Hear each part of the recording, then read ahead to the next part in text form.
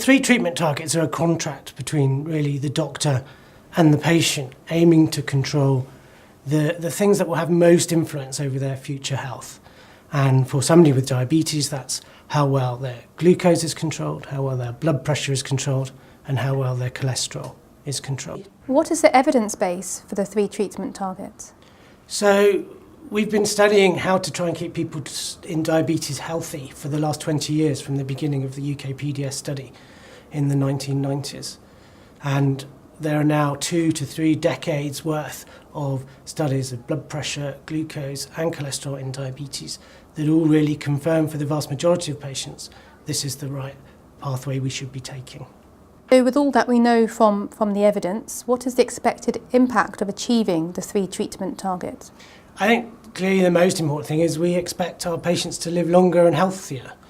Hopefully they won't be needing to spend time on dialysis units, they won't be needing eye operations, and they won't be having heart attacks. And of course we don't exist in a vacuum. All of those treatments are incredibly expensive, so we also hope that we can release NHS resources so that they can be used for other patients in need.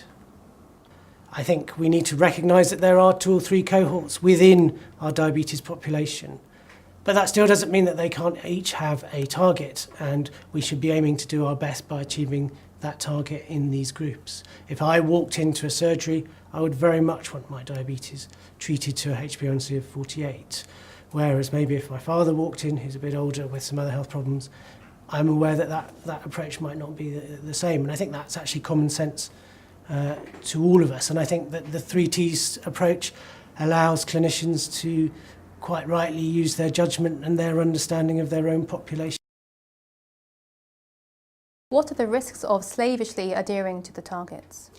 Well, firstly, I think the 3T approach doesn't actually involve slavishly adhering to targets. There is enough thought in there to enable clinicians jointly with patients to try and arrive at the right target for the patient. Secondly, to a certain extent, nothing we do is without risk. But for the very high-risk populations that are currently being undertreated, the risk of that undertreatment by far outweighs the risk of any medicines or changes that we will want them to make. The risks of being on dialysis in your 50s, of having your first bypass surgery operation in your 50s, are significant risks. We should remember here, when we're thinking about the risk of the tablet that we hand over to patients, is there is a significant risk associated with inaction as well.